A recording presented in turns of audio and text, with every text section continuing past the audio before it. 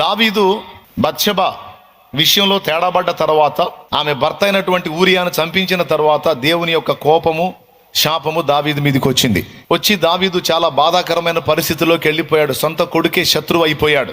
సొంత కొడుకు దగ్గర కొంతమంది దుష్మన్లు తయారై తండ్రిని గాజేయాలన్న పథక రచన అహీతోపెలు అనేవాడు చెప్పాడు. ఎవరికి? అబ్షాలోము, దావీదు కొడుకు అబ్షాలోము వానికి చెప్పాడు, మీ నాన్న ఇక్కడ నుంచి పారిపోయాడని, ఎటో వెళ్ళిపోయాడని, ఇక నాకేం ఇబ్బంది ఉండదని నువ్వు అనుకుంటున్నావేమో. మీ నాన్న బ్రతికుంటే వెరీ డేంజర్, కాబట్టి మీ నాన్నని చంపేయాలి.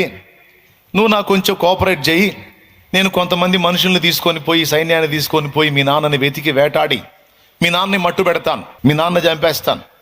అప్పుడు నీకు శత్రుశేషం ఉండదు. లేకపోతే ఎప్పటికైనా మీ నాన్న నీ మీద వచ్చి పడే అవకాశం ఉంది అని వీడు ఆలోచనలు చెప్తుంటాడు అబ్షాలోముకి. అబ్షాలోము ఆ ఆలోచనల విషయంలో తర్జన భర్జన పడుతుంటాడు. అక్కడే హూషై అనేటువంటి వాడు ఒకడు ఉంటాడు. ఇతడు దావీదు పక్షం వాడు. అహీతోపెలేమో అబ్షాలోము పక్షం వాడు, అంటే దావీదు కొడుకు పక్షం వాడు. ఇక్కడ దావీదు శాపాన్ని అనుభవిస్తున్నాడా, ఆశీర్వాదంలో ఉన్నాడా? మీరు చెప్పండి, పెద్దగా చెప్పండి. చేసిన తప్పుకి శాపాన్ని అనుభవిస్తున్నాడా, దీవెనలో ఉన్నాడా?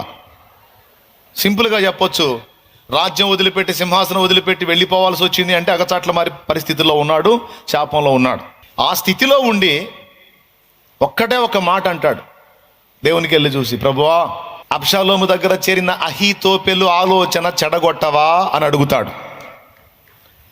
అహీతోపెలు ఆలోచన చెడగొట్టవా అని అడిగితే ఆ ప్రార్థన దేవుడు విని నిజంగానే అహీతోపెలు ఆలోచన అబ్షాలోము వినకుండా చెడగొడతాడు. కాబట్టి ఇక్కడ గమనించాల్సిన విషయం ఏంటంటే, మనం విజయంలో ఉన్నా, వైఫల్యంలో ఉన్నా, మన విశ్వాసంతో దేవుని పాదాల దగ్గరికి వెళ్ళి మనం ప్రార్థన చేసినప్పుడు తప్పనిసరిగా మన ప్రార్థన దేవుని దగ్గరకు చేరుతుంది.